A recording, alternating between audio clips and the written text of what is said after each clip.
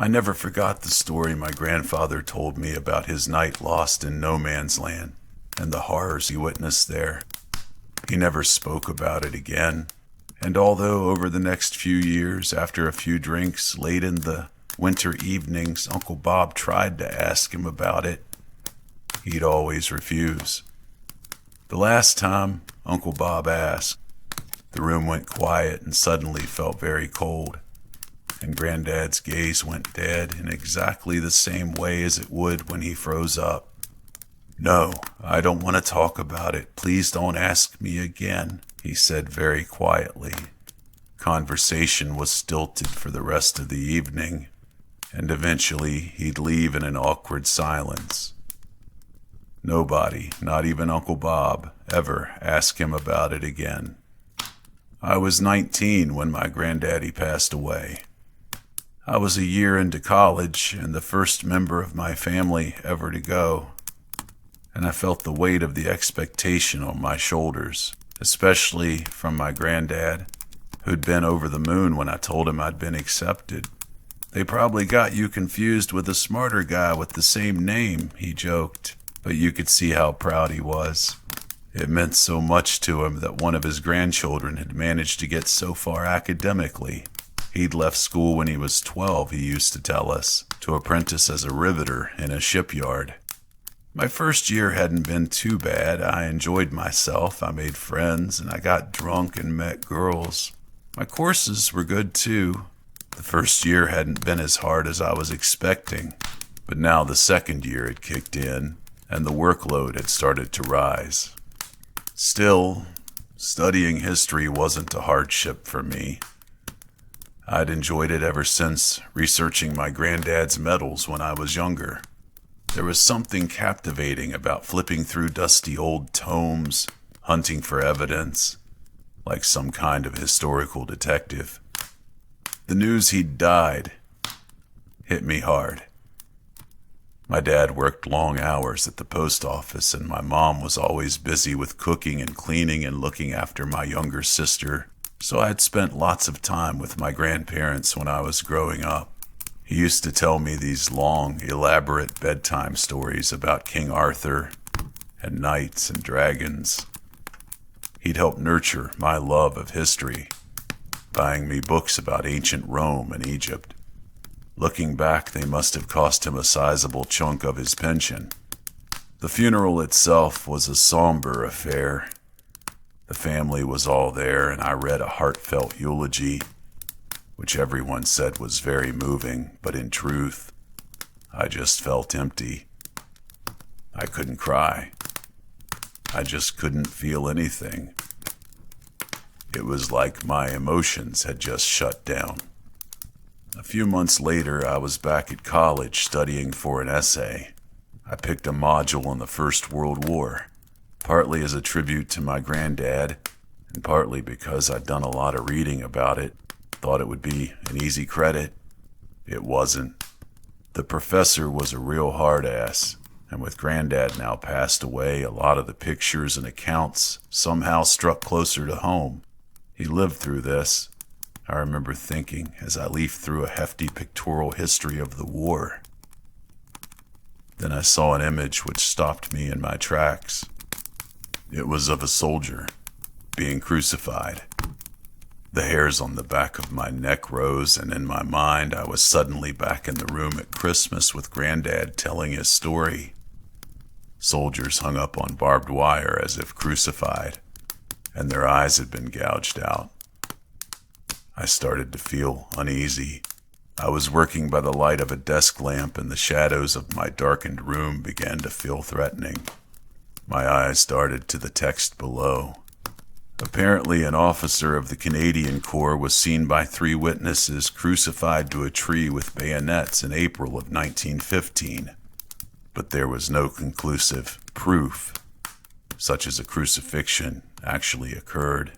The eyewitness accounts were somewhat contradictory, and no crucified body was found.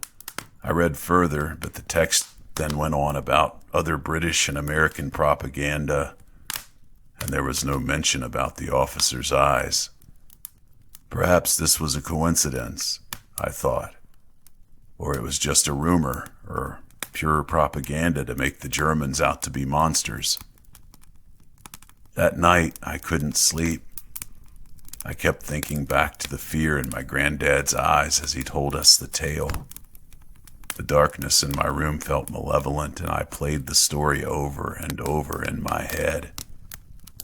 Over the next few weeks, I pretty much read through every book in the library about the First World War, looking for more information about crucified soldiers. I neglected my friends and my coursework. I was utterly single-minded. I had to find out more. And although I found plenty of references to the crucified Canadian, it was all in the form of propaganda, and I could find nothing about any other cases. Dejected, I went back to working on my lackluster essay and handed it in. I didn't do very well on the essay at all. It was clear my heart wasn't in it, and my professor asked me to come in to talk about it. I wasn't very forthcoming, and I could tell he was becoming frustrated with me. "You're a good historian, but this last essay was very poor. Your references were all over the place, and your argument was very weak and full of missed opportunities," he was saying. I merely nodded and mumbled something about not being confident. "It's not about confidence," he said. "It's just about reading the sources. You should have known all of this if you've done the reading." "I did the reading," I retorted. "I just got distracted by something else, and I just thought, screw it." And I told him about the crucified Canadian and that my granddad had seen something similar. I didn't tell him the full story, though. He went very quiet and stared at me for a moment. And then he began digging through some papers behind him, and I waited for a second, and he didn't say anything, so I got up and turned to leave, annoyed that he dismissed me in such a rude manner. And he said, "Wait," and I turned, and he had a stack of handwritten paper stapled together in the top left corner, and he handed it to me. "Read this," he said, "and I want to see a marked improvement on your next essay." I left, confused, and I went back to my student housing. Once in my room, I looked at the sheet of paper the professor had given me. It was an old yellow sheet of paper, and the first page was in German, and I laughed. The old prick was getting one on at me for not reading primary sources, and it was obviously his way of saying I should learn German so I could read more about both sides. I very nearly threw it in the trash, but as I picked it up, I noticed the back page was in English, and I took it to my desk and I looked it through, and I realized it was a transcript of an interview in German which had been translated into English, and I began to read, and as I did, a chill began to run down my spine. I've copied the English translation. It's an interview with Gunther Müller, the 17th Infantry Regiment, a German soldier. "As we charged forward, a shell must have gone off near me, as I was stunned and thrown to the ground. I don't know how much time had passed when I came to, but I had dirt in my eyes and mouth, and a pain in my right leg. The din of battle was still around, and I remember the ground shaking with concussive blasts, the chatter of machine guns, and the barking of rifle fire. I tried to move, but the pain in my leg was intense. I wiped some of the dirt out of my eyes and looked down. Blood was welling up and staining my field gray trousers in a few places. It didn't look life-threatening, but my leg spasmed in pain every time I tried to move it. I felt exposed and very alone. I couldn't find my helmet, and looking around, my rifle had been shredded by the blast and was now little better than kindling. I realized I had been thrown into an abandoned trench, now somewhere in the middle of no man's land. I was unarmed and injured, so I needed to get back to my own lines, but I was in no fit state to make it back in daylight. There was another man from my unit lying nearby, but he was dead. He was missing half his head. Shrapnel wounds are horrific, They don't put pictures of them in the history books. Much better to be shot with a bullet than torn up by a shell. I looked around the trench to see if there was somewhere I could hole up until the evening, and either the stretcher bearers would find me or I could crawl back to my own lines. The trench had been shelled heavily, and the wood supporting the sides had been badly broken up. It looked like one of ours, too, as despite the destruction, the underlying workmanship was much better than the English and French trenches. One large piece of corrugated iron had fallen down and was resting on the duckboards and the parapet wall, but from where I was lying there looked to be darkness behind it. I crawled over to it, dragging my leg behind me, and grabbed the corrugated sheet. To my surprise, it moved easily. Behind it was what I had been hoping for, the entrance to a dugout. I hoped it had been bombed into oblivion by shelling, and that I could lay low in there until nightfall. I wished now I had braved the crawl back to my own lines and never stayed in that godforsaken pit. I began to crawl under the iron and down the wooden steps. They were intact. The iron sheet must have given them some protection from shrapnel. It was pitch black down there. As I carefully crawled down the steps, the temperature cooled and the air felt damp. I could still feel the earth rumbling from the bombardment, but the other sounds of battle faded the lower I got. It took my eyes some time to adjust to the blackness of the dugout. When they did, I nearly jumped out of my skin. There was a man, sat in the dark room, looking at me. I panicked and immediately raised my hands to show I was unarmed, but he just sat staring. I was sweating and paralyzed with fear. My eyes continued to adjust to the blackness, and I realized with a wave of relief that he was dead. He must have been that way for a while. His skin was stretched over his skull, and he had no eyes. Perhaps the rats had gotten to him. I was quite used to seeing death at this point. I think they call it desensitized. He was sat against a desk, and by the looks of things, this had been an officer's dugout. There were some home comforts I could make out in the gloom, even a gramophone on a table in the corner. I could see no other bodies, alive or dead, in there, and I remember it striking me as odd that he sat so upright and still, even in death. I used the table to pull myself up, taking my weight on my good leg, and as I did, I felt something on the table and picked it up. It was a pistol, an officer's weapon, not as common as the Luger, but I'd seen one before. I took the clip and saw it was still loaded, so I tucked the gun into my leather belt at the front.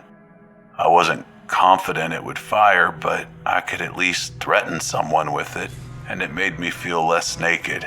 As I said, I was used to seeing death, but if I was going to be in here for some time, I didn't want a dead officer staring at me all day, so I decided to try and slide him off the chair and into the corner. I made my way around to him, using the table to take some of the weight off my injured leg, and I tried to push him off the chair, and his head lolled, but he didn't budge. That's when I noticed it. He had been bound to the chair with barbed wire. I should have gotten out of there right then, taken my chances with the guns and shells of no man's land, but I didn't. I think part of me thought maybe it was the scene of a mutiny or something. Maybe they'd tied up an unpopular officer and left him. It seems callous, but by then I'd served under some truly terrible commanders who would have deserved this or far worse. Maybe shelling had dropped the corrugated iron over the entrance and no one had come down here looking, and he'd starved to death alone, his dugout becoming his tomb. I pushed harder, and this time the chair toppled over and the corpse hit the floor with a sickening thud. I nearly overbalanced myself as I tipped, and I put some weight on my injured leg and nearly screamed out in pain. I half fell onto what would have been the officer's cot and lay there for a moment as agony coursed through me. The pain eventually subsided, and I lay in the cot thinking of home. At some point, I must have drifted off to sleep, and when I awoke, it was with a start. I lay there, eyes wide, listening intently. The events of the day rushed back to me.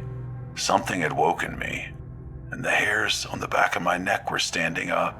I had this enormous feeling of dread inside of me. Some animal instinct was telling me that something was very, very wrong, that I wasn't alone. I glanced over at the officer's corpse, but it was still slumped in the corner, bound to the chair. I drew the pistol from my front belt and rocked back the slide. The trace of light coming down the stairs was no longer there. I realized I must have slept until dark. The sounds of battle from earlier and the rumbling of the earth had stopped. I got up carefully off the cot, my injured leg protesting as I carefully set it down and moved over to behind the table. I kept my gun trained on the door, expecting a Tommy to come bursting through at any moment. My senses were in overload. My hobnails crunching on the rotten wood of the floor seemed as loud as gunshots. I could hear something faintly outside, like movement in the trench above me. My mind was racing. A patrol above me, perhaps, investigating this old trench. Were they my side or theirs? Would they find me down here? Would they check, or would they throw a grenade down first? I was terrified, but I felt the urge to find out. If they were on my side, they could maybe help me back to our lines. And if they were Tommy's, well, at least I would know, and I could attempt to hide until they moved on. I resolved to carefully make my way up the steps and peek out under the corrugated iron. It was a lot more difficult than I imagined. I was trying to keep the pistol pointed ahead of me, drag my injured leg, and make as little noise as possible. It seemed to take a lifetime, and each time my leg hit a step, it was agony. Finally, I reached the top step and peered out into the darkness. There was something moving out there. My heart was beating so fast, and I could hear the blood pumping in my ears. He had his head back to me and seemed to be bent over doing something, but I couldn't make out what it was. There was something wrong, though. He didn't look right. I don't know how to explain it. I don't think I could quite process what I was seeing. His movements were wrong. His arms were elongated like a chimp. His head was moving in a strange, jerking motion. I must have made a sound. Or perhaps it sensed it was being watched, because it suddenly stopped, and its head whipped round. It wasn't human. It looked like it might have been at one stage, but the proportions were all wrong. Its eyes were too big, its face was sunken, its limbs way too long and too thin. I can't describe it perfectly, but years later, when I read Tolkien, it sounded exactly the way he described Gollum. Exactly. I know he fought for the British at the Somme. Maybe he saw it too, or something like it. I tried not to gasp at it, but I must have made some noise as its darting, two big eyes stared straight at me. And then it moved, unnaturally quick and almost feline, right towards me. Pistol in my hand, barked, and the bullet, more by luck than by my aim, hit it in the chest. It jerked back, let out the most blood-curdling scream I've ever heard. I still hear that scream in my nightmares. The thing turned and scurried on all fours up the parapet of the trench and out into no man's land. I was almost paralyzed with fear, and I stayed still, gun pointing at where it had left the trench. After what seemed like an age, it didn't seem to be coming back, so I moved cautiously out into the trench. Once I did, I could finally see what it had been doing. It had been tying my dead comrade up with barbed wire. He was spread-eagled over a crude cross made of two rotting duckboards, his shell-damaged head lolling at an unnatural angle, his hands pierced through with bayonets, and his wrists bound by wire. His legs were still loose. I guess I had interrupted that thing before it had finished. I'd seen a lot of horror in this war, but right then and there I was just overwhelmed, and I vomited. As I looked back up at the unnaturally hanging head, I noticed something. He was missing half his face from the explosion earlier, but something had changed. His remaining eye had been gouged out.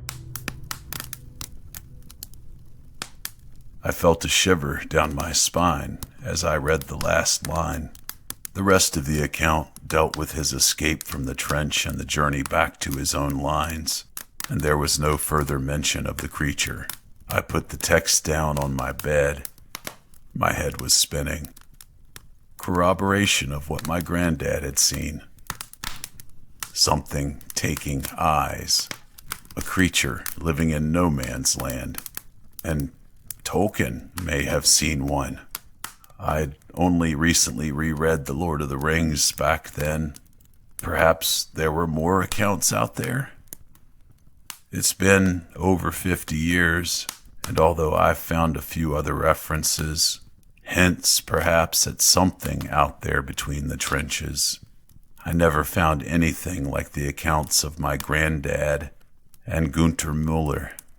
But I know my granddad was telling the truth. And to this day, I'm still looking.